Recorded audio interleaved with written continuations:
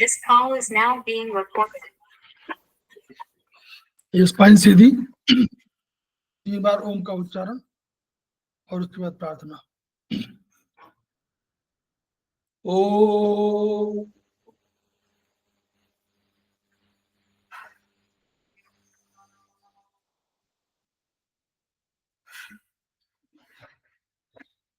ओ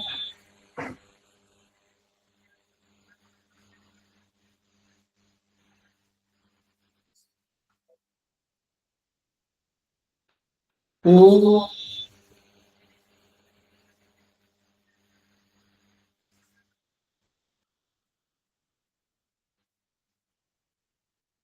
वह शक्ति हमें दो दया निधे, कर्तव्य मार्ग पर डट जाए, पर सेवा पर उपकार में हम निज जीवन सफल बना जाए। वह शक्ति हमें दो दया निधे, कर्तव्य मार्ग पर डट जाए। हम दीन दुखी निपलों विकलों के सेवक बन संताप हरे, जो है बिछड़े भूले भटके उनको तारे खुद तर जाए। वह शक्ति हमें दो दया निधे, कर्तव्य मार्ग पर डट जाए। छल द्वेष दंभ पाखंड झूठ अन्याय से निश दिन दूर रहे, जीवन हो शुद्ध सरल अपना, शुच प्रेम सुधारस बरसाए। वह शक्ति हमें दो दया निधे, कर्तव्य मार्ग पर डट जाए। निज आन मान मर्यादा प्रभु ध्यान रहे, अभिमान रहे, जिस देव भूमि में जन्म लिया, बलिदान उसी पर हो जाए। वह शक्ति हमें दो दया निधे, कर्तव्य मार्ग पर डट जाए, पर सेवा पर उपकार में हम निज जीवन सफल बना जाए।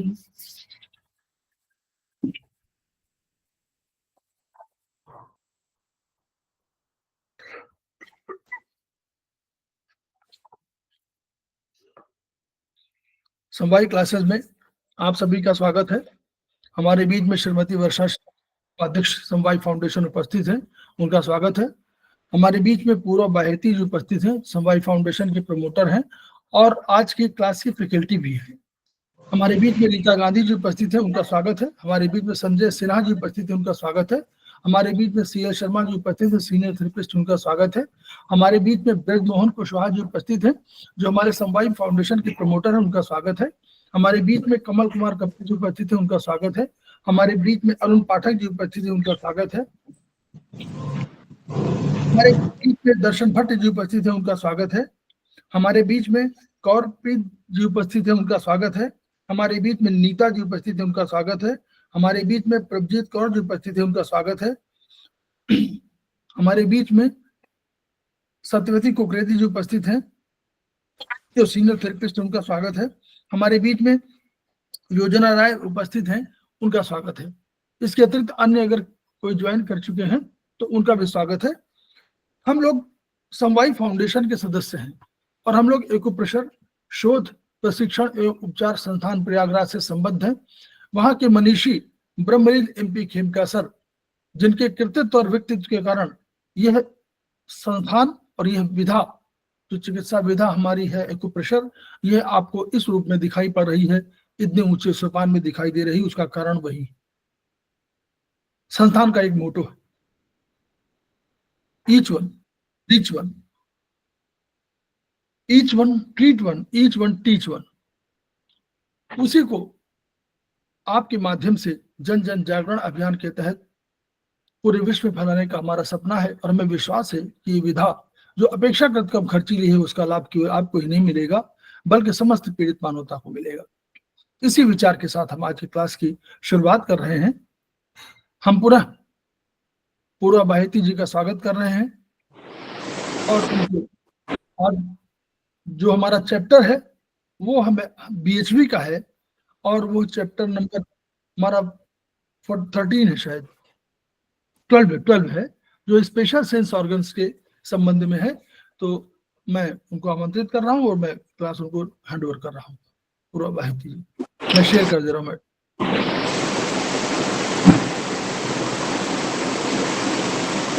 मैं सर स्टार्ट करें जी।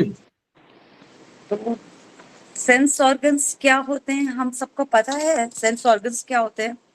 अपने ज्ञान इंद्रियां जो होती है उनको बोलते हैं सेंस ऑर्गन्स।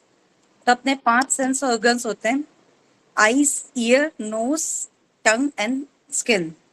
तो हम इस साल हम 3rd सेमेस्टर में 5 सेंस ऑर्गन्स के बारे में थोड़ा बहुत, जितना हमको हमारी विधा के लिए, हमारी थेरेपी के लिए जरूरी है, उतना हम सीखने की कोशिश करेंगे। तो सबसे पहला जो हमारा सेंस ऑर्गन जिसके बारे में हम पढ़ने वाले हैं वो है ईयर। ईयर के लिए हम लोग का क्या होता है, ईयर सबको पता है ईयर क्या होता है, कान, ईयर। ईयर से हम लोग को सबसे पहले करते क्या है, ईयर को हम सुनते हैं। देखिए अब हम हमारे थोड़ा 3rd सेमेस्टर है ना, कुछ चीजें हम रिलेट भी करते जाएंगे साथ साथ कि ईयर को अगर हमको आयुर्वेदा में ट्रीटमेंट देना हो तो हम कहाँ देंगे, year is Akash, year is Akash, Akash is finger number 1। तो ईयर का ट्रीटमेंट हम finger number 1, sorry right hand की स्मॉल फिंगर पे पिथ जॉइंट पे देते हैं। और अगर हम ईयर को आयुर्वेद सीए में देखेंगे तो year is kidney, that is water element है। तो हम उसको वहां पे अगर ईयर को जरूरत, ईयर में कोई तकलीफ होगी तो हम वाटर एलिमेंट पे, मतलब किडनी या जीबी में वर्क करेंगे। तो हमको ये चीजें अब, क्योंकि हम धीरे धीरे 3rd सेमेस्टर में आ रहे, तो हमारा लेवल थोड़ा ऊपर होना चाहिए कि हम बीएचबी को रिलेट कर पाए अपने ट्रीटमेंट पॉइंट से भी। तो ये 2 बेसिक चीजें हैं। बाद में आपको, जैसे हम लिम्फ ये भी पढ़ रहे हैं डॉक्टर वॉल, तो उसका भी एक मेन पॉइंट आपको बताएंगे धीरे धीरे, ठीक है। तो अब हमको समझ में आ गया कि ईयर का बीएचबी और एए से रिलेशन। अब ईयर काम कैसे करता है वो हमको आज थोड़ा हम समझेंगे। आज हम 3 ही ऑर्गन्स का समझेंगे, ear, tongue and nose. Eyes बहुत बड़ा चैप्टर है। आइज के लिए हमने जो पढ़ा है वो ये है कि अपनी शरीर का ब्रेन के बाद 2nd नंबर कॉम्प्लेक्स ऑर्गन आता है आइज। आइज को ऑपरेट करने, अच्छा हाँ एक और चीज, अभी आपने क्रेनियल नर्व्स पढ़ी थी, तो ईयर के लिए कौन सी क्रेनियल नर्व होती है, क्रेनियल नंबर 8 होती है ईयर के लिए। तो इन थोड़ी चीजों को रिलेट करते रहेंगे ना तो क्या चीजें रिकॉल होती रहेगी, बार बार हमको पढ़ना नहीं पड़ेगा, हमको याद ऐसे ही हो जाएगी। तो उसके लिए 8th क्रेनियल नर्व होती है। अब ईयर करता क्या है, year is divided, year 3 parts में डिवाइडेड होता है। ईयर 3 पार्ट्स में डिवाइडेड होता है। इमेज जब बताना हो तो बता सर, इमेज दिखा दीजिए ईयर की। ईयर इससे हो जाएगा। ईयर 3 पार्ट्स में डिवाइड होता है। आउटर ईयर नहीं है ये सब, प्लीज अभी बात हो जाए। आउटर ईयर, मिडल ईयर और इंटीरियर ईयर, इनर ईयर और इंटीरियर ईयर, ये 3 पार्ट्स में ईयर डिवाइडेड होता है। आउटर ईयर जो हमको दिखता है वो आउटर ईयर, इसको हम बोलते हैं पिन्ना बोलते हैं। एक सेकेंड प्लीज, एक सेकेंड।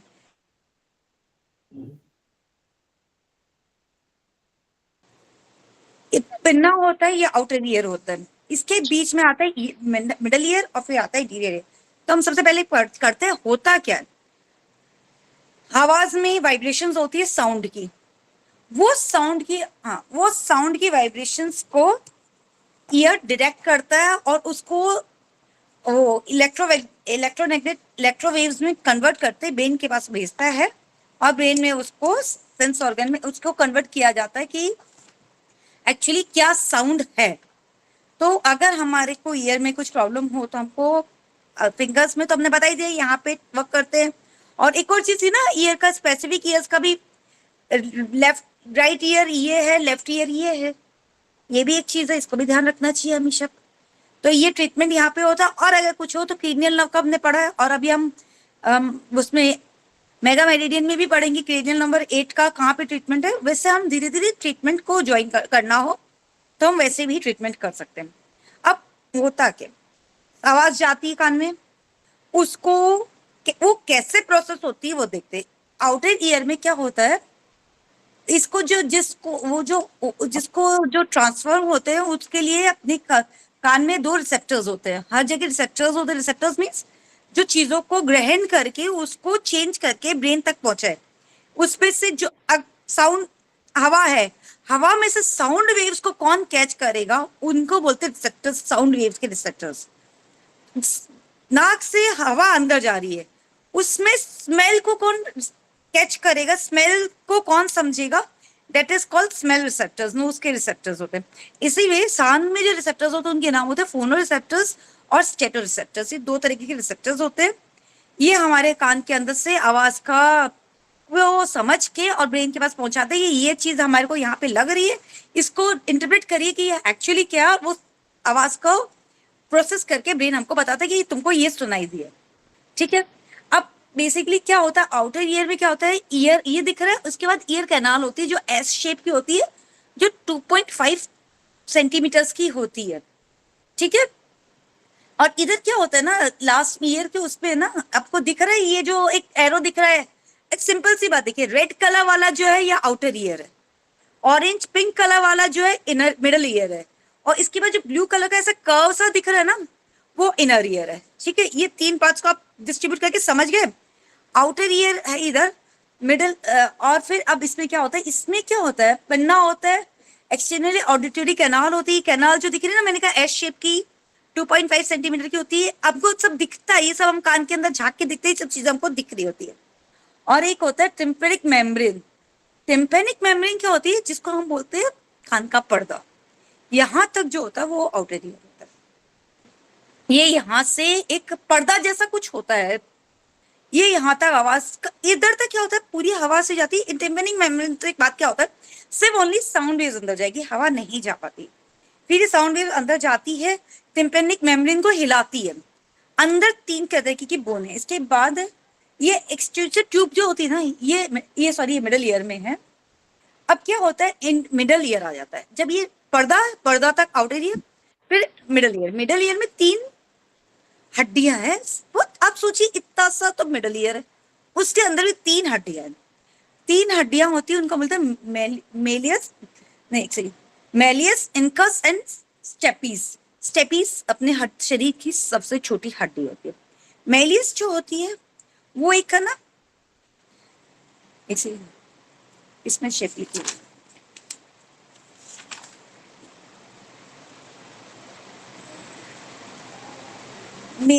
अच्छा एक सेकंड बता दो, ये आउटर ईयर में ना एक सिबिकस ग्लैंड्स होते हैं। सिबिकस ग्लैंड्स जनरली क्या होते हैं, सिक्रेशंस करते हैं।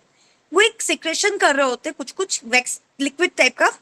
उसमें क्या होता है, उसका बेनिफिट क्या होता है, जो ये ग्लैंड्स जो सिबिकस ग्लैंड्स जो सीक्रेट कर रहे होते हैं, उससे क्या होता है ना कि अगर कुछ कचरा, देखो हवा है, हवा में तो कचरा भी होगा, उस कचरे को ट्रैप कर लेगा और वहीं पे जाने देगा कि हमारे जो मिडल ईयर का जो है टिम्पेनिक मेम्ब्रेन तक उसको पहुंचने नहीं देता है, कोशिश करके कि आगे टिम्पेनिक मेम्ब्रेन को पहुंचा, पर्दा ही तो है, वो हिल गया, उसको तकलीफ हो गई, तो हमको कहते, हमारे जो कहते हैं ना पर्दा हिल गया तो अब बहरे हो जाओगे, उसका रीजन समझाएंगे आपको। तो उसको डिस्टर्ब नहीं हो पाए, इसलिए यहीं पे उसको, ये सर ये तो नोज का हो गया, हाँ ये वाला रखिए सर, हाँ।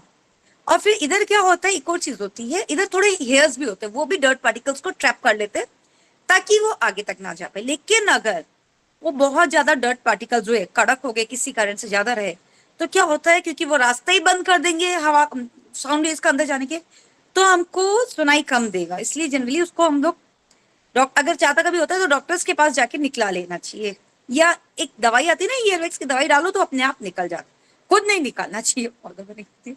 और अगर इसमें इन्फेक्शन हो जाए, इन्फ्लेमेशन हो जाता है, तो उस बीमारी को बोलते हैं ओटिटिस। ठीक है, ये एक चीज है। अब एक सेकेंड, मैंने आउटर ईयर समझाया है, इसमें किसी को कुछ पूछना हो तो प्लीज पूछ लीजिए। आगे चलते हैं मिडल ईयर तक, ठीक है। तो मिडल ईयर तो बहुत छोटा सा पार्ट है इसका। इसमें 3 बोन्स होती हैं, मैंने बताया मेलियस, इंकस एंड स्टेपिस। और मेलियस की शेप होती है घोड़े का। सर मेलियस ही तो हैमर, मेलियस तो हैमर जैसा होता है, ऐसे हैमर होता है ना, ऐसे जिससे मारते हैं आगे एक ऐसा और वैसा होता है। और इम्पल्स, इम्पल्स जो होता है ना, वो अगर आप है ना कभी कॉबलर के पास गए हो, कॉबलर के पास एक ऐसा होता है ना जिसके ऊपर वो रख के जूते को मार रहा होता है, उस शेप का होता है। और स्टेपिस जो होता है वो एक होता है घोड़े के ऊपर चढ़ते हैं, तो जिसके ऊपर पैर रख के चढ़ते हैं ना, वो एक होता है ना जिसके ऊपर आप लोग पैर रखते हैं, उस शेप का। ये तीनों ये होते हैं। अब इनका काम हम धीरे धीरे समझेंगे। और एक ट्यूब होती है, इकोस्टिन ट्यूब। ये जो होती है ना, ये हमारे गले के अंदर जाके खुलती है। इस पे गले के कान से पीछे जाती है और यहाँ पे खुलती है, फेरिंक्स में, फेरिक्स में खुलती है, सॉरी फेरिक्स में खुलती है। इसका काम क्या होता है ना, अगर कभी कोई ज्यादा प्रेशर का बैलेंस, अगर कभी किसी कारण से एटमॉस्फेयर में प्रेशर ज्यादा है कम है, तो हमारे को ये चीज यहाँ पे आके हमारे बैलेंस करती है। जनरली मैं आपको समझाती हूँ, जब हम एयर फ्लाइट में उड़ते हैं, चढ़ते हैं ना, तो कभी कभी होता है ना कान में दर्द हो रहा है, एकदम अनइजीनेस होता है, वो क्योंकि यहाँ पे जो ये बाहर का एटमॉस्फेयर का प्रेशर और हमारे अंदर का प्रेशर में फर्क आ जाता है, क्योंकि प्लेन ऊपर चली गई है, वहां पे लो डेंसिटी ऑफ एयर है। तो उस टाइम पे अगर हम कुछ चीज को स्वेलो कर लें, ऐसे धूप को ही स्वेलो कर लो, या कभी बहुत तेज साउंड होता है तब भी हमको ये प्रॉब्लम हो जाती है। इस चीज को मैं आगे दोबारा समझूंगी, ये चीज होती कैसे थोड़ा सा, ठीक है ना।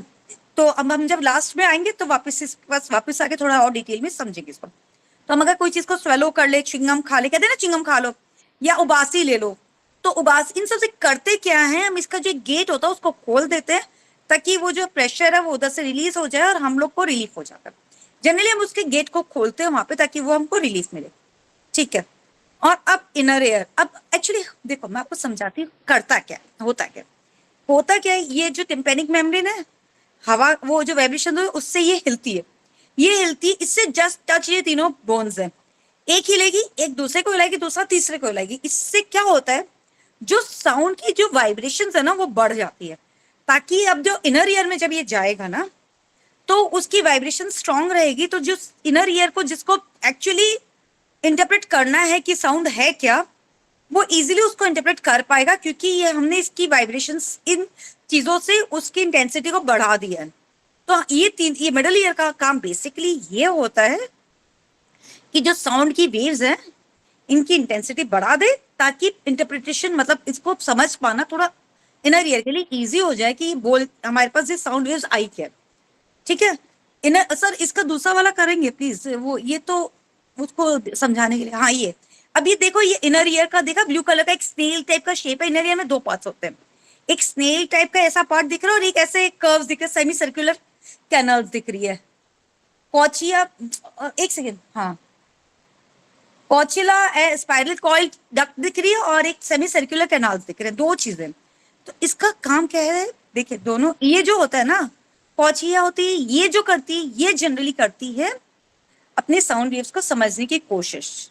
और ये जो सेमी सर्कुलर कैनाल्स हैं, ये वाला जो दूसरा पार्ट है, ये क्या करते हैं, ये करता है हमारा इक्विलिब्रियम को। जैसे आपको बताना बोलिए कि ईयर के 2 काम होते हैं, साउंड को समझना और हमारी बॉडी की बैलेंसिंग करना भी। अगर हमारे कान में कचरा ज्यादा हो, कभी बोलते हैं ना कान में कचरा ज्यादा हो गया है या कान में कुछ प्रॉब्लम हो गई है, तो कान के कारण भी कभी कभी इंसान को चक्कर आने लगते हैं, बिकॉज ये जो सेमी सर्कुलर कैनाल्स हैं, ये इक्विलिब्रियम मेंटेन करने के लिए, मतलब अपने शरीर को सीधा खड़ा, अपने शरीर का बैलेंस मेंटेन करने में ये सेमी सर्कुलर कैनाल्स काम करती है। तो इसलिए हमको चक्कर वगैरह कभी इसके कारण भी आ सकते हैं, ठीक है।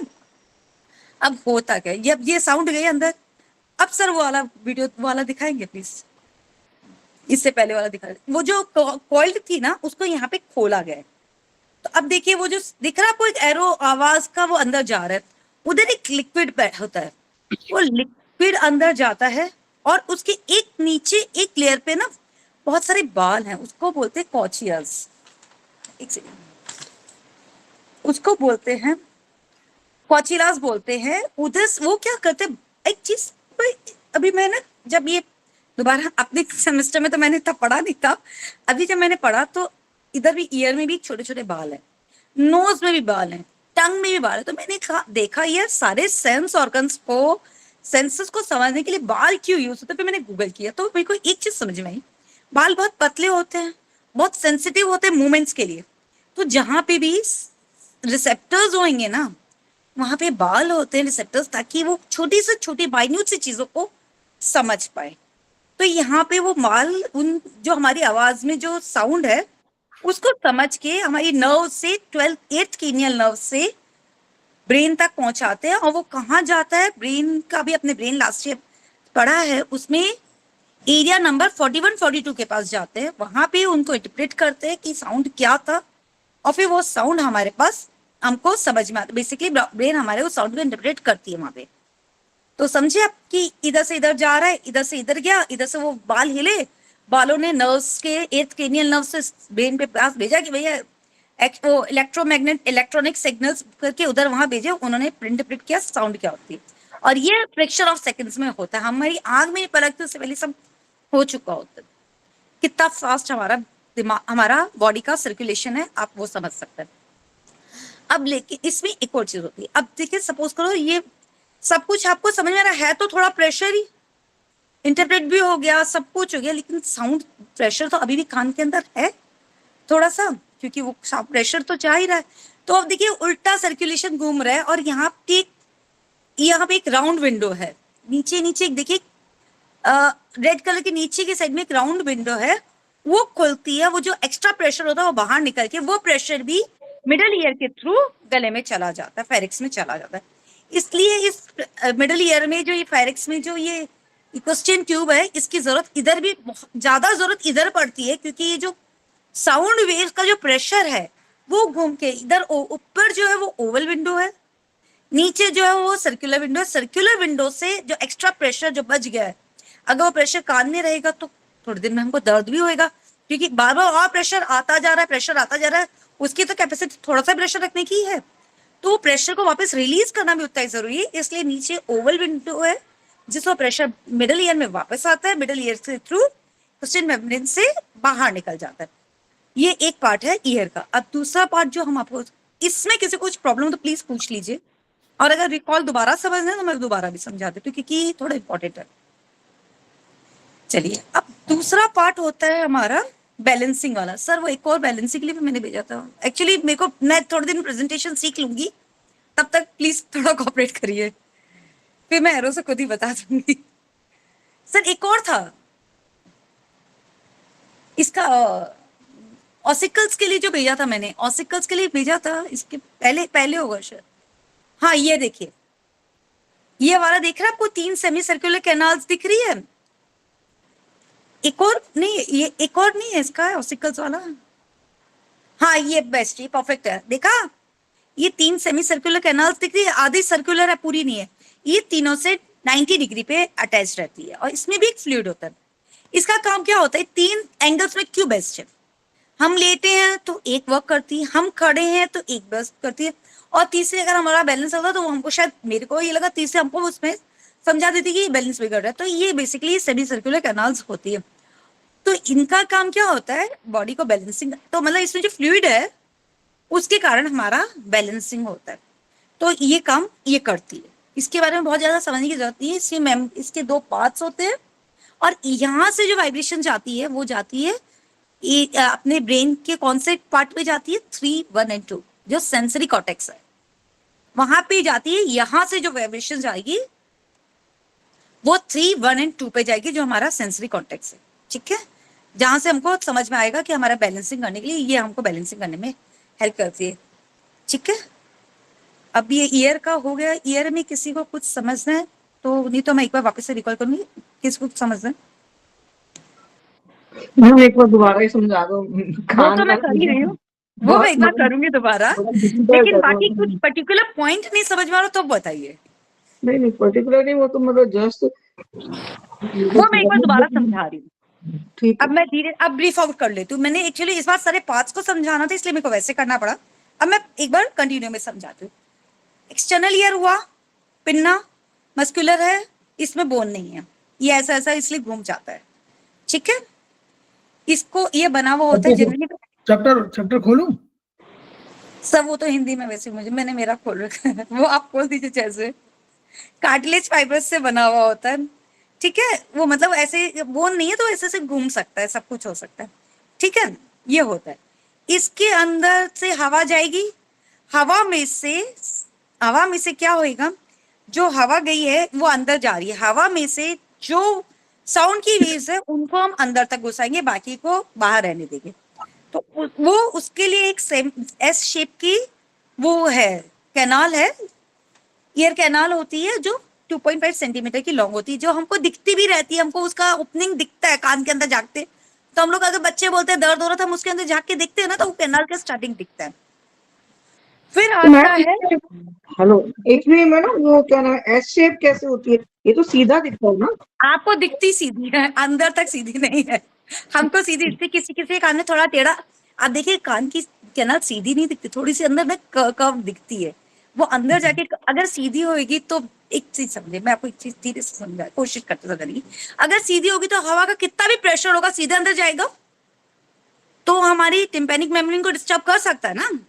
इसीलिए उसको प्रेशर को, जो प्रेशर जा रहा है ना, उसको कम करने के लिए शायद भगवान ने इसको थोड़ा शेप एस किया है, ताकि वो उतने प्रेशर से कान के अंदर हवा नहीं जा पाए, और वो जो डर्ट पार्टिकल्स एंड सब कुछ है उनको भी अपने कान को मौका मिले उसको पकड़ के ट्रैप आउट करके बाहर निकालने का, ताकि ये तो भगवान की करामात ही है जो भी है, ताकि ये सब चीजें। इसको ड्यूडनम से इसको कंपेयर करिए, ड्यूडनम में भी सीधे नहीं जाता ना तरल, तो वैसे ही, क्योंकि कोई भी अभी आप देखिए रेलवे के ऊपर कोई पुल बना होगा तो सीधे नहीं जाता, थोड़ा सा इधर उधर बाएं दाएं कर देते हैं ताकि उसकी स्पीड वगैरह कंट्रोल हो जाए, ठीक है। वही हवा की स्पीड को कंट्रोल करने के लिए उसको अपन को दिखती है, अपन को पूरा, आप कभी झांक के देखिएगा 2.5 सेंटीमीटर की दिखती है देख नहीं पाएंगे सब लोग, लेकिन वो नहीं, वही मैं आपको बोल रही हूँ, 2.5 सेंटीमीटर आपको दिखती भी नहीं है, आपको पता भी नहीं चल रहा कि अंदर 2.5 कैनाल है, हमको तो छोटी सी दिखती है ना, वो अंदर तो 2.5 सेंटीमीटर है, तो वो उधर तक होती है। सर एक बार आपको ईयर का खोल देंगे तो ज्यादा इजी हो जाएगा, ईयर का डायग्राम जब पर्टिकुलर था, तो वो 2.5 सेंटीमीटर के अंदर ये जिसमें बोन भी बतानी थी मुझे, वो बोन बताना भूल गई मैं, हाँ ये वाला, ठीक है। ये देखिए आपको इतनी बड़ी थोड़ी दिखती है कैनाल, इतनी बड़ी होती है नहीं, वो वाली से पहले वाला ही, हाँ इतनी बड़ी ये कैनाल है। फिर इसके बाद एक टिम्पैनिक मेम्ब्रेन है, पर्दा है, हवा वहां तक जाते जाते बेसिकली सिर्फ साउंड वेव जाएगी, कचरा वचरा सब रुक जाएगा, वो सिबिकस में जो ग्लैंड्स है वो लिक्विड सीक्रेट करेगा, और बाल हैं उधर जो सब कुछ कचरे को ट्रैप करके हटा देंगे, ओनली साउंड वेव्स अब इसके आगे जा रही है। साउंड वेव्स क्या करती है, टिम्पैनिक मेम्ब्रेन को हिलाती है, जब वो टिम्पैनिक मेम्ब्रेन हिलती है तब मेलियस हिलता है, मेलियस हिलता है तब इंकस हिलता है, इंकस हिलता है तब स्टेपीज हिलते हैं। देखिए ये तीनों बोन्स का नाम याद करने के लिए याद करो MIS, MIS is malleus, incus and stapes, ठीक है। एक सेकेंड मैं मेरा खोल लूं, ठीक है, ये तीनों हिलती है, इससे क्या होता है, जो साउंड की जो वाइब्रेशंस थी वो कम, जो छोटी थी मतलब इंटेंसिटी कम थी, उसकी इंटेंसिटी को बढ़ा देते हैं, फिर वो जाती है, फिर उधर ही करना। अब ये हो गया मिडल ईयर का काम, मिडल ईयर के बाद कान ईयर वो साउंड जाता है इनर ईयर के पास, यहां तक मिडल ईयर कंप्लीट है। मिडल ईयर और इनर ईयर को कनेक्ट करता है एक ओवल विंडो, ठीक है। ओवल विंडो के बाद वो मिडल ईयर से वो गई अंदर इनर ईयर में। इनर ईयर पे क्या होता है, देखिए येलो कलर के छोटे छोटे दिख रहे हैं, वो उसको बोलते हैं ऑडिटरी कैनाल्स, इसमें लिखा हुआ है, उसका नाम भी है वेस्टिब्युलस, ये जो क्रेनियल नर्व नंबर 8 है ना, वो उसका नाम भी लिखा हुआ है, मैं पढ़ नहीं पा रही हूँ क्योंकि थोड़ा बहुत लाइट लिखा हुआ है, ठीक है। वहां पे हमारी नर्व्स आ रही है cranial nerve number 8 inner ear में। अब इनर ईयर का जो शेप है, और देखो ऐसे ऐसे ऐसे स्पाइरल बना हुआ है, उसके अंदर क्या होता है, 3 लेयर्स है, एक पानी है, पानी के नीचे एक परत है जिधर बाल, हल्के छोटे छोटे बाल है, पानी हिलता है, पानी मत एक फ्लूइड है, बेसिकली फ्लूइड है, हाँ ये देखिए फ्लूइड है, ये ग्रीन कलर का जो है ना, देखिए ग्रीन कलर का जो बाल जैसे कुछ दिख रहा है वो है। जब वो फ्लूइड हिलता है उसके कारण अंदर एक और मटेरियल है वो हिलता है, उसके कारण वो बाल हिलते हैं। जब ये बाल हिलते हैं तो ये ऑडिटरी नर्व जो है, 8th क्रेनियल नर्व जो अंदर आई हुई है, वो सिग्नल्स को ट्रैप कर लेती है। वो उन सिग्नल्स को ट्रैप करके 8th क्रेनियल नर्व ब्रेन के पास पहुंचाती है। वो 8th नंबर कहाँ जाता है? 8th क्रेनियल नर्व का कहाँ जाता है?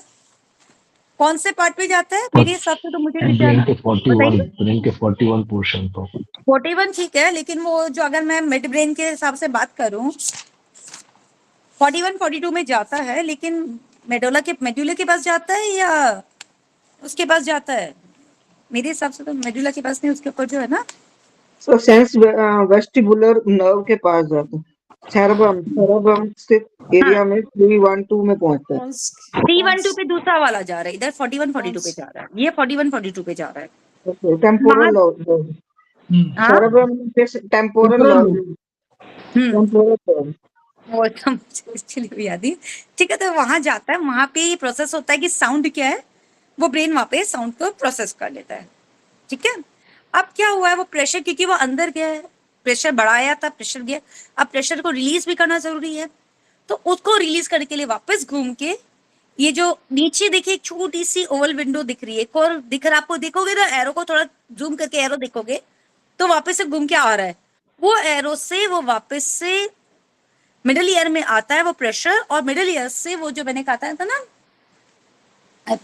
वो जो कैनाल है, एक सेकेंड इसमें नाम लिखा होगा, मिडिल ईयर में जो कैनाल है, एक्स्टिन इंस्टीट्यूशन ट्यूब, इंस्टीट्यूशन ट्यूब, हाँ इंस्टीट्यूशन ट्यूब होती है। एस्ट्यूशन ट्यूब से वो जो प्रेशर है वो गले के अंदर जाता है और फिर वो फेरिक्स पे जाके सांस के थ्रू ये बाहर निकल जाता है। बेसिकली कान, ये कान बहुत छोटा सा है ना, तो उसको वहां से निकालना जरूरी था, तो वो प्रेशर बाहर निकलता, फिर वापस से ये चीज ऐसे से घूम के बाहर आ जाती।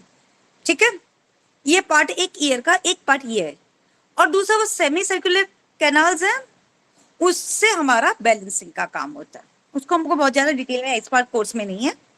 और इसको जो ये ब्रेन का जो इनर पार्ट है ना, ये जो है ना, ये हमारे क्रेनियल की बोन के अंदर है, ये पार्ट अंदर एकदम क्रेनियल बोन्स जो है, क्रेनियल कैविटी के जो बोन्स है उसमें हो। ठीक है, वो उससे हमारा मतलब बेसिकली मैं आपको ये समझा सकती हूँ, वो उससे हमारा प्रोटेक्टेड है।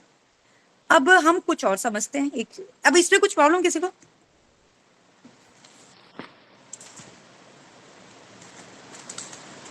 ठीक है, तो थोड़ा सा टेक्निकल मैं भी बोल दूं। प्लीज टेक्निकल में साउंड क्या होता है, साउंड वेव्स जो होती हैं 20, जो ह्यूमन बॉडी ईयर है वो 20 हर्ट्ज से 20,000 हर्ट्ज तक ही सुन सकता है, और ये जो ट्रेवल करता है इसके लिए मीडियम चाहिए। मीडियम हमारे लिए एयर है, जिसमें वो पल्सेस के रूप में जनरेट होता है, हमारे कान के अंदर ये जाता है। वो वाइब्रेशन जो एयर का प्रेशर है, वो मोमेंट्स जो है वो हमारे कान के जो सेकंड स्टेज है उस पर होता है। जैसे हम बोलते हैं, एक माइक जो सिस्टम होता है, माइक में एक मेम्ब्रेन होता है, वो वाइब्रेट करता है, इलेक्ट्रिकल इंपल्सेस जब जनरेट करता है, वो फिर एम्पलीफायर जाकर के हमको स्पीकर के पैटर्न में हमको सुनाई देता है। उसी तरह से हमारे जो आवाज है, आवाज की वेव्स हवा के उसमें जो पल्सेस निकलती हैं, आप मुंह से भी आप देखें तो मुंह से जो हवा निकलती है वो पल्सेस के फॉर्म में निकलती हैं, वो हमारे कानों के उन पर्दों को टकरा करके बाकी कन्वर्जन होता है, और वो कन्वर्जन हो करके in the terms of electrical impulses goes to the brain. बाकी मैडम आपने सही सही बहुत बढ़िया बताया, धन्यवाद। मैंने साउंड वेव्स को इतना एनालाइज नहीं किया था एक्चुअली, वो मेरे कोर्स का दिखता तो। एनीवेज, अब जो समझने की बात एक और है, अब हम ये समझते हैं कि कान से, हमने कान समझ लिया, अब कान का ट्रीटमेंट के लिए थोड़ा समझा। हमने ये चीज समझा कि फिंगर नंबर 1 इसके पिथ जॉइंट पे कान है, और हमारा मेटल AACA के हिसाब से water is the opening of, मतलब kidney, and UB is the opening of ear. तो अगर कान में कुछ तकलीफ है तो हमको यूबी एंड किडनी को कंसिडर के बारे में सोचना चाहिए। लेकिन अगर कान में खुद में तकलीफ है तो हमारे पास क्या पॉइंट्स होते हैं? SI1 यहाँ पे खत्म होता है, हमेशा ध्यान रखिए, कान पे इधर आके SI1 खत्म होता है। तो अगर कान में तकलीफ है, SI19 खत्म होता है, तो SI1 पे हम ट्रीटमेंट देते हैं, SI19 के लिए 1 और 3 पे देखा। अब मैंने आपको अपने वो जो एक था, एक चैप्टर था ना डिस्टल पॉइंट्स में बताया भी था, टेटनस एंड ऑल दैट के लिए SI3 पे ट्रीटमेंट दिया जाता है, बिकॉज SI1 यहाँ पे खत्म हो रहा है। और इसलिए हम SI1-3 पे कान के रिलेटेड कोई प्रॉब्लम होती है तो ट्रीटमेंट देते हैं। ट्रिपल वार्मर के 3-4 पॉइंट्स है कान पे, उसको ध्यान देना चाहिए। और एक शर्त, ट्रिपल वार्मर के पॉइंट्स नंबर भी मैंने नोट कर रखे थे, just tell you the points. Triple warmer के पॉइंट्स हैं, देखिए जीबी का पॉइंट नंबर 2 कान के पास आता है, तो हमको जीबी, अगर कान में कोई तकलीफ है तो हमको triple warmer, GB and most important SI, because SI का लास्ट पॉइंट SI19 कान पे आता है। और ट्रिपल वार्मर के 16, 17 से लेके 22 तक सारे पॉइंट्स कान पे है। तो ट्रिपल वार्मर अगर कान पे है तो ट्रिपल वार्मर को भी हम थोड़ा स्टिमुलेट कर सकते हैं, ठीक है। अब हम चलेंगे नोज पे, ठीक है। इसी में बता दें, अगर आपको कान में जैसे कोई कान में समस्या होगी तो आत्रय के हिसाब से आप देखिए, ये फिंगर नंबर 1 जो बताया है, तो आत्रय में अगर मेगा मेरिडियन में आपको ट्रीटमेंट करना हो तो हमारा ये अपर पोर्शन है, तो अपर मतलब लेफ्ट मेगा मेरिडियन में नॉर्मली ट्रीट करिए। और अगर लेफ्ट और राइट कानों की प्रॉब्लम हो तो आप उसी हिसाब से लेफ्ट और राइट मेगा मेरिडियन ले सकते हैं। और वही नंबर वन पे आप ट्रीटमेंट आपको करना है। आप चना लगाइए, मटर लगाइए या क्लस्टर लगाइए, उससे आपका ट्रीटमेंट होगा नंबर 1 पर। तो एक तो ये तरीका हो सकता है। अगर आपको और आगे जाना है तो उसमें आप उसे ब्रांच कर लीजिए, तब आप जब करेंगे तो आप 4, 5 सीडेड 3, 6 टोन कर देंगे, 0 to 9 सीडेड कर देंगे। तो एक तो ये आपका हो जाएगा। दूसरा, अगर आप डॉक्टर वॉल के हिसाब से आप जाएंगे तो डॉक्टर वॉल एंडी मेरिडियन की बात करते हैं, क्योंकि नर्व कभी कभी प्रॉब्लम होती है तो नर्व में आपको एंडी मेरिडियन जाना पड़ेगा, एंडी 1B या 1A में जाना पड़ेगा। तो 1B नॉर्मली जाना पड़ेगा, जो उसका CMP पॉइंट है। इसके बाद आपको उसी में आप पढ़िएगा एंडी मेरिडियन वाले में UB9 पोन्स का पॉइंट है, जहां से ये क्रिनियल नर्व निकली हुई। तो UB9 और UB18 जो अभी पूर्वा ने बताया कि UB19, 18 के आसपास का पॉइंट, तो UB18 और UB9 ये 2 पॉइंट उसके। SI18 SI बताया ना, SI19 बताया ना, तो SI18 और UB9 2 पॉइंट उसके होंगे। ND4 भी लगाना पड़ेगा क्रिनियल नर्व के लिए। तो इतने पॉइंट आपको मिल जाते हैं। सर लिम्फ का भी 11.1 है, लिम्फ का लिम्फेटिक सिस्टम का 1.1 है, RP पॉइंट है ईयर का। हाँ वही लिम्फ, लिम्फ का वो लिम्फ वाला 1-1 1-1 मैं सबसे पहले लिम्फ पे ही हाथ लगाती हूँ, फिर उसके बाद कहीं और जाती हूँ। हाँ बहुत बढ़िया पॉइंट है वो, बहुत बढ़िया, वो जरूर करना चाहिए, वो जरूर करना चाहिए, ठीक है। ये सब और कुछ तो ब्लैक कलर लगा दो वहाँ। ब्लैक कलर सर ये पॉइंट टोन करने पड़ेंगे। देखिए इसके लिए जनरली पता है इम्पल्स चेक करना पड़ता है, तब 3rd सेमेस्टर में आते हैं। अभी आप केवल मटर चना लगाइए, चना मटर मेथी जहाँ भी होता लगाइए, कोई बट इम्पल्स समझना सीखिए, थोड़ा थोड़ा इम्पल्स समझना सीखिए, अब 3rd सेमेस्टर में हो, ठीक है। आगे पूर्वा, आगे बहुत। हाँ सर नोज पे आते हैं, फटाफट नोज पे आते हैं। चलिए नोज क्या करता है सबको पता है, नोज स्मेल, नोज का एक ही काम है स्मेल करना, बेसिकली स्मेल करता है। दूसरा काम देखो एक और करता है नोज, थोड़ा हम समझ लेते हैं। नोज क्या करता है, जो हवा अगर ड्राई है तो ड्राई एयर को अंदर भेजेगा, तो हो सकता है ना अंदर की कुछ चीजों को सिकुड़ जाए, कर जाए, तो वो उनको मॉइस्चर करता है। ये जो हमारे साइनस ग्लैंड्स जो होते हैं, ये साइनस में क्या करते हैं ना, मॉइस्ट कर देते हैं एयर को, ताकि वो सत्यम जी या सत्या जी आप प्लीज म्यूट कर लीजिए ना। यस हाँ थैंक यू। जो क्या होता है उनको थोड़ा सा मॉइस्चर कर देता है, ताकि, और ज्यादा मॉइस्ट हो तो उसका एयर भी अब्सॉर्ब कर लेता है, ताकि क्या है ना, जितना हमारे शरीर को इंटीरियर पार्ट को जितनी जरूरत हो उस टाइप का मतलब बैलेंस करके एयर को अंदर जाने देता है, ताकि आगे तकलीफ नहीं हो। और डर्ट पार्टिकल्स को ट्रैप करता हो तो सबको ही पता है। ये 3 काम का जनरली नोज का काम बेसिकली ये होता है। ऑक्सीजन लेना तो देखिए है ही, हम सेंसरी ऑर्गन्स के बारे में बात कर रहे हैं, हम जनरली वो बात नहीं कर रहे हैं। एक सेकेंड प्लीज।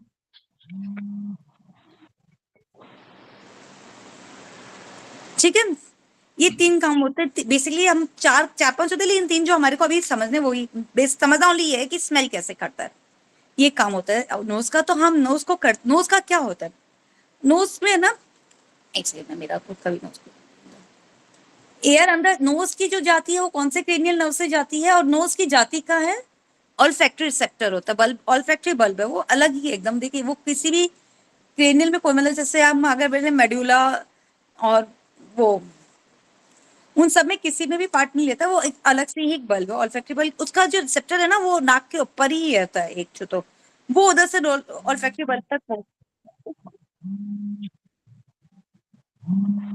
यार एक तो इसके दोस्तों के फोन, ठीक है सॉरी मैं मोबाइल से थी तो वो एक फोन आ रहा था। तो ये सांस को समझने का सबसे बड़ा काम होता है। तो ये जो होता है नाक से जो हवा जाती है ना, नाक में भी वो बाल होते हैं जो ट्रैप करते हैं, और एक म्यूकस सिक्रेटिंग ग्लैंड्स होते हैं जिससे हमारा जो भी अगर कचरा अंदर जा रहा है उसको रोकना है। ये काम तो हमको सबको पता है, ये नोज का म्यूकस निकलता है, ये हमको सबको पता है। अब इधर क्या होता है, नोज के ऊपर 6 सेंटीमीटर के एक सोचिए उतने से एरिया में 50,000 से ज्यादा सेंसरी ग्लैंड्स होते हैं, बाल होते हैं जो हमारी नोज की स्मेल को समझने की कोशिश करते हैं और वो हमारी ऑल्फैक्टरी को पहुंचाते हैं। इतने से एरिया में इतने सारे वो होते हैं, बाल टाइप के कुछ होते हैं जो हमारे उनको समझने की कोशिश करते हैं, ठीक है। तो हम वो स्मेल को समझने की कोशिश करते हैं ताकि वो हमारे उस तक जा सके। और इधर एक एडेमॉइड बोन होती है जो हमारे क्रेनियल नर्व के इस पोर्शन को नाक से डिस्ट्रीब्यूट कर देती है। तो क्या होगा, सांस ऊपर ही चली जाएगी तो वो उसको घुमा के पीछे उधर ऑल्फैक्टरी तक भेजने का काम वो करती है, ठीक है।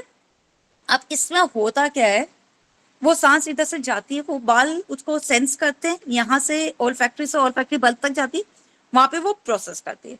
लेकिन नाक को लेके कुछ बीमारियां भी, सांस को लेके हमको पता है, सांस से तो अभी हमने देखा ही था, कोविड में बहुत कुछ होता है। सांस को लेके जो बीमारियां होती है ना, अब ये देखिए सर वो एक डायग्राम था ना, वो मैंने जो भेजा था मिट्रस सेल्स और सबका ऑल्फैक्टरी बल्ब का, नाक का एक डायग्राम नाक का भी भेजा था। ये देखिए बाल जैसा स्ट्रक्चर दिख रहा है जो ट्रैप करता है और समझता है कि ये सेंसेस है, ये स्मेल 3 तरीके की जो होती है, 4 तरीके की स्मेल अपना नाक समझ पाता है। बर्निंग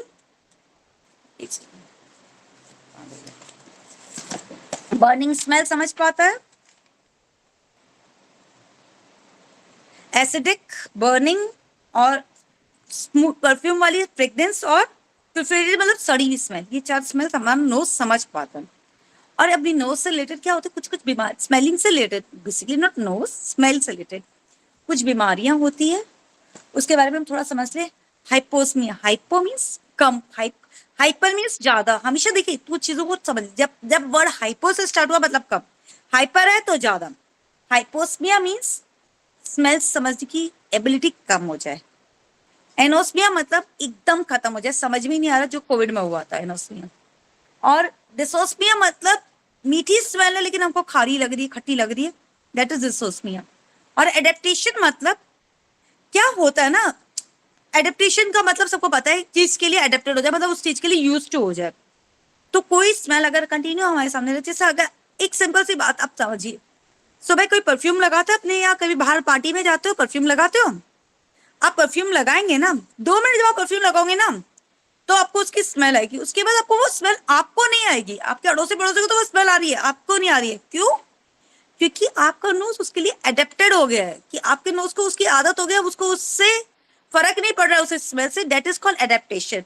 जनरली ये होता है, परफ्यूम की स्मेल शॉप में जाते हैं ना, और इस एडेप्टेशन के लिए निकलने के लिए क्या होता है ना, हमको दूसरी कोई स्मेल को सूंघना पड़ता है। हम जब दूसरी स्मेल को सूंघते हैं ना तो वो वापस से जगता है, हाँ स्मेल चेंज हो रही कुछ, फिर वापस से पहली वाली स्मेल आएगी। लेकिन उस एटमॉस्फेयर में रहते रहते वो ब्रेन को लगता है ये तो चीज हो गई, अब कुछ और को प्रोसेस करते ये स्मेल के लिए, तो वो एडेप्टेड हो जाता है, दैट इज कॉल्ड एडेप्टेशन। लेकिन एक चीज मैं आपको बताना भूल गई, नाक से हम सांस लेते हैं लेकिन नाक से हम टेस्ट भी करते हैं, नाक से थोड़ा सा टेस्टिंग का काम भी होता है। अब वो आपको समझाते हैं कैसे होता है।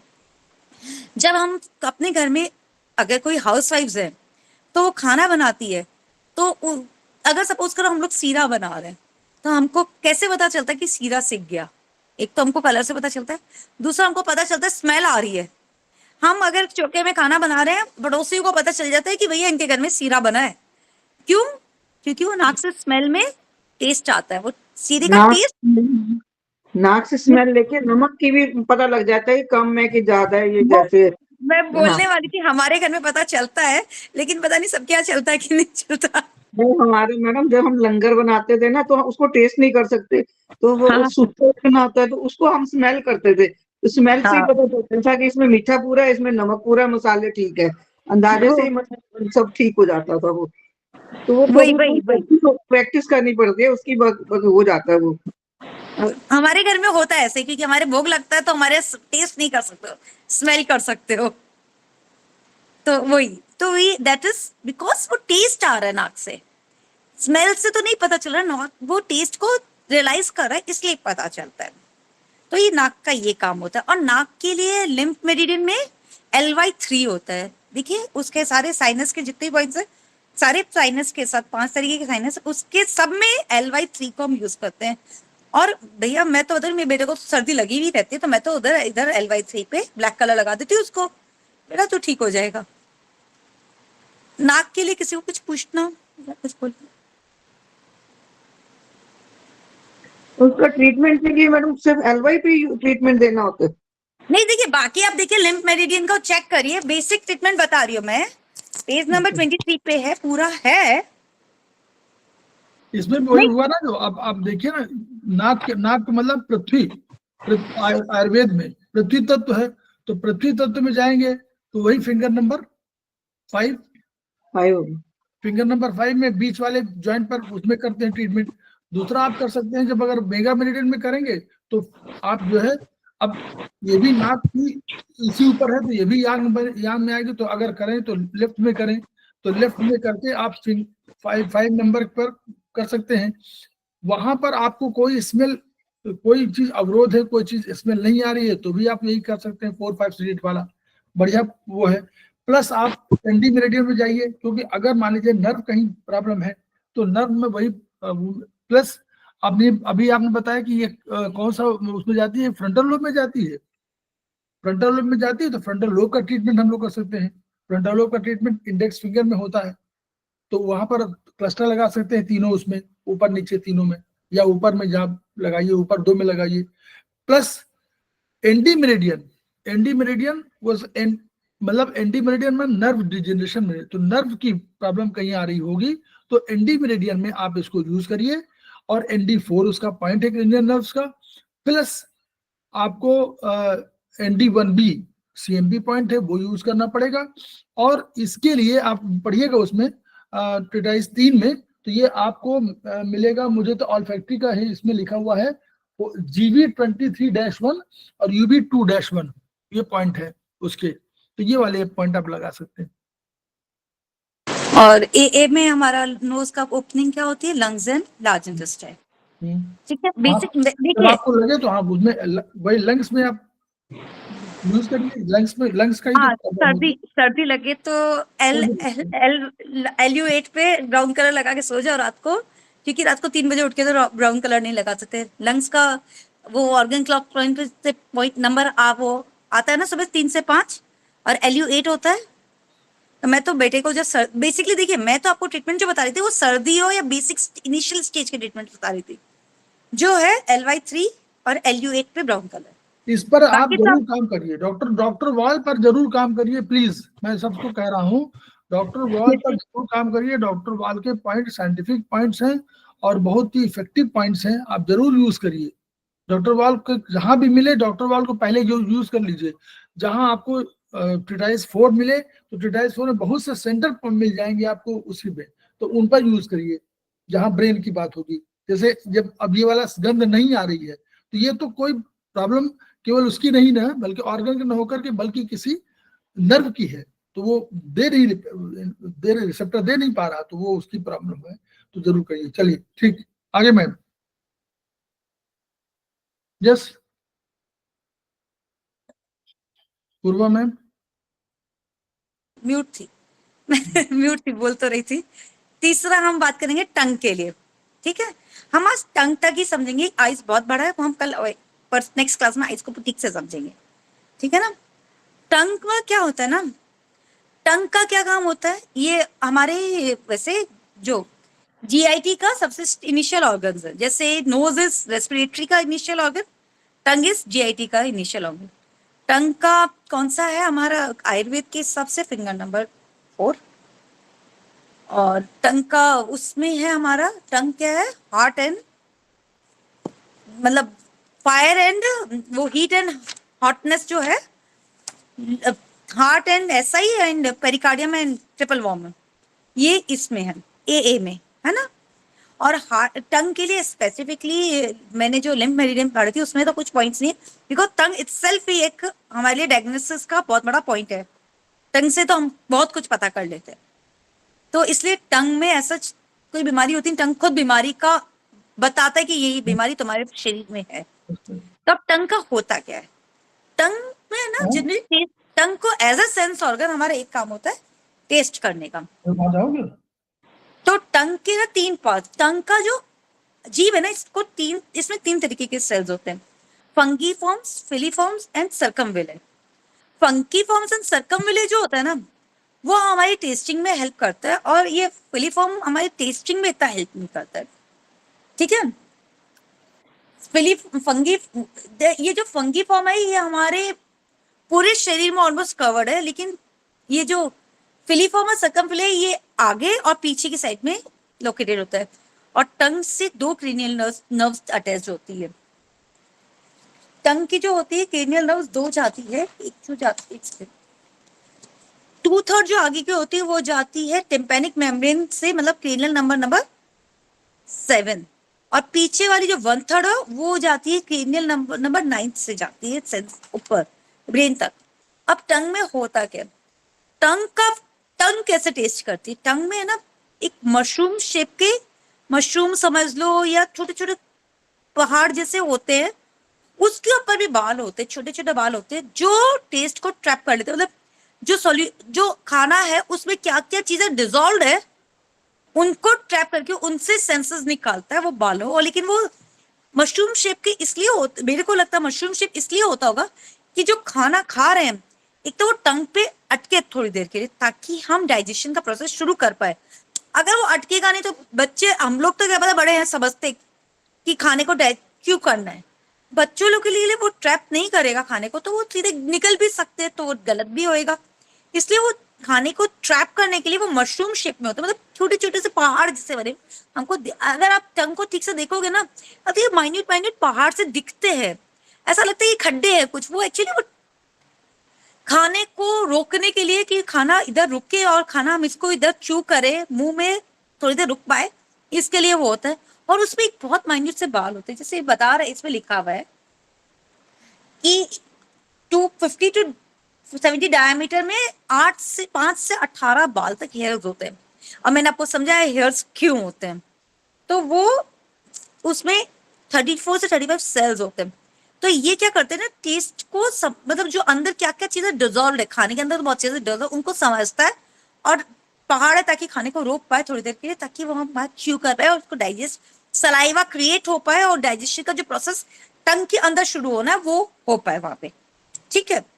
अब टंग के भी है ना जो होती है ना, टंग में भी है ना 3-4 तरीके के टेस्ट होते हैं, कि ये देखिए ना लिखा हुआ है ना, फंगी फॉर्म पायलेटेड मशरूम शेप होते हैं, मशरूम मैं बता रही हूँ ना, मशरूम से फ्रंट में होते हैं ताकि वो टेस्ट बड्स को समझ पाए। अब टेस्ट बड्स में टेस्ट टंग की भी है ना तरीका, सर वो दिखाएंगे क्या डायग्राम टंग वाला कि कौन सा कहाँ पे टेस्ट है?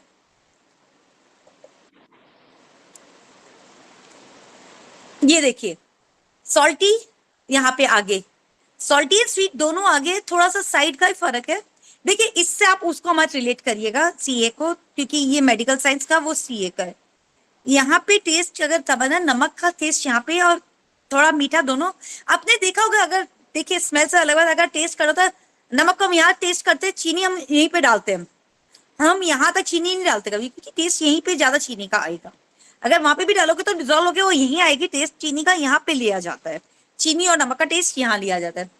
खारी चीजों का, खट्टी चीजों का, सौर मीन्स जैसे दही सौर होता है, दही का टेस्ट, अब सौर का मतलब आपको मैं ऐसे समझाऊंगी तो समझ नहीं पाएगा, लेकिन आप अगर समझेंगे दही थोड़ा सा वैसा होता है, सौर का टेस्ट खट्टा हो जाता है, तो खट्टा टाइप का वो साइड्स में होता है। और पीछे किडनी और यूबी के साइड में जो टेस्ट होता है वो होता है बिटर टेस्ट, खारा टेस्ट वहां पे जाके होता है। तो भी देखा करो ना, कोई चीज अगर आप करेला खाओगे तो पहले नहीं पता चलता, जब वो थोड़ा अंदर जाता है तब पता चलता है खारा था करेला, करेले का टेस्ट वहां पे ज्यादा आता है, ठीक है। ये होता है टेस्ट का तरीका। और वो दिखाएंगे सब। यहाँ किसी को कुछ पूछना? वो मशरूम की फोटो भेजी थी ना? हाँ, ये देखिए, ये ऐसे ये स्ट्रक्चर होता है टंग पे फंगीफॉर्म और फिलीफॉर्म्स का, एकदम छोटा छोटा सा। इसमें देखिए बाल भी है। वो टंग के अंदर से जाके नीचे सेंसेस भेज देता है कि भैया, मैंने बताया ना, फर्स्ट 2/3 के कौन सा होता है, टिम्पैनिक मेम्ब्रेन जाता है, कोडा टिम्पैनिक जाता है खुद से 7th क्रेनियल नर्व से, और 1/3 जाता है 9th क्रेनियल नर्व से। ये दोनों सर पे अपने ब्रेन में जाके सेंसर्स कौन से हैं वो वहां पे बता के प्रोसेस करवाते कि आपने क्या चीज कैसी खाई है। ठीक है, किसी को कुछ पूछना?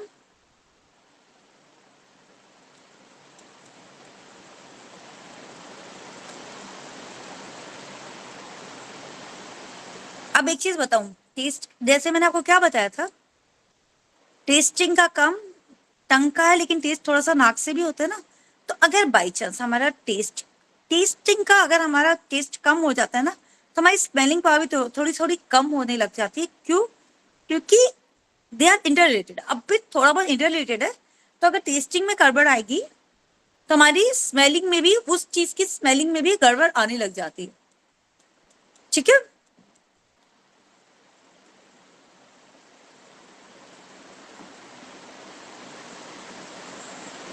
एक बार का तो सर टंग तक तो हो गया। किसी को कुछ पूछना हो तो पूछ सकते हैं या कुछ ऐड ऑन करना हो।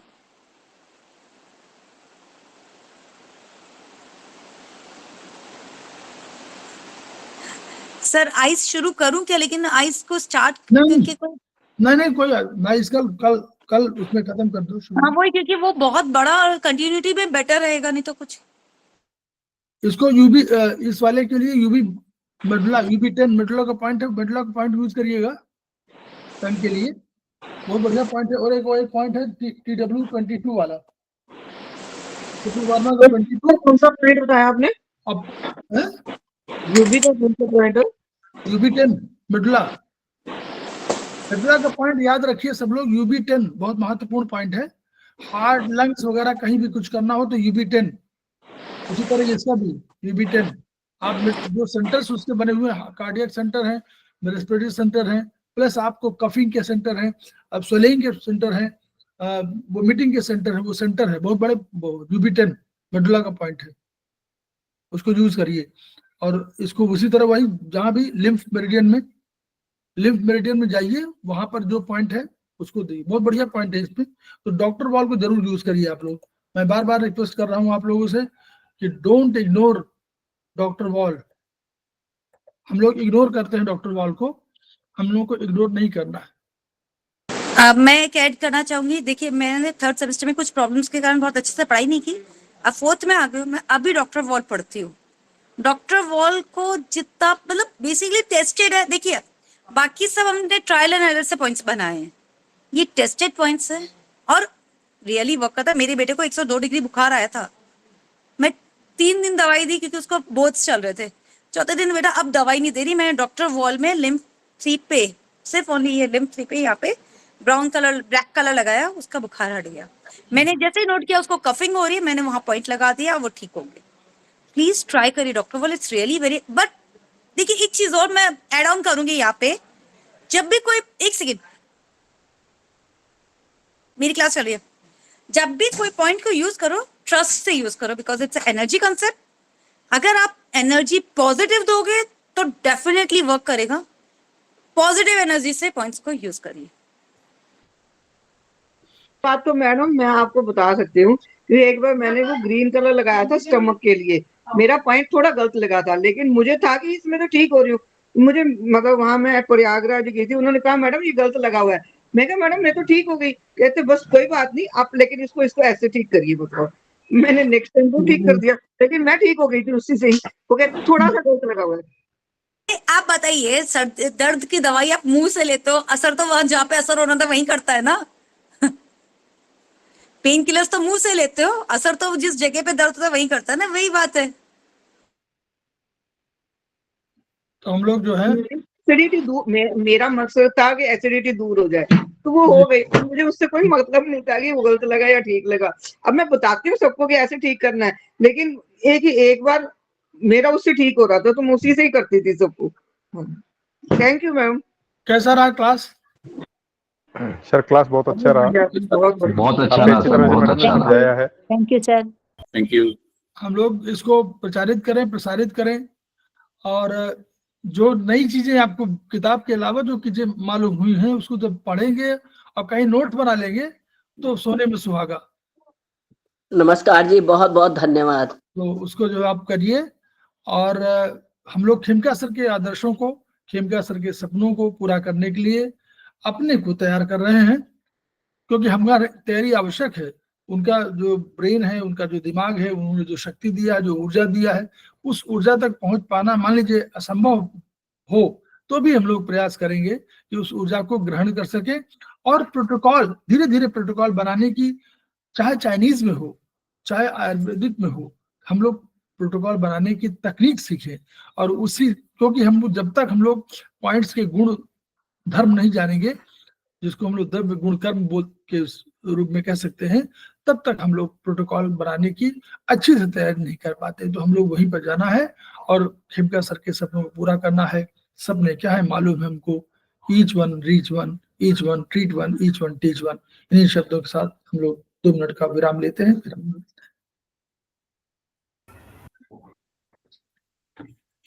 सर मैं लीव करूं? Thank you sir.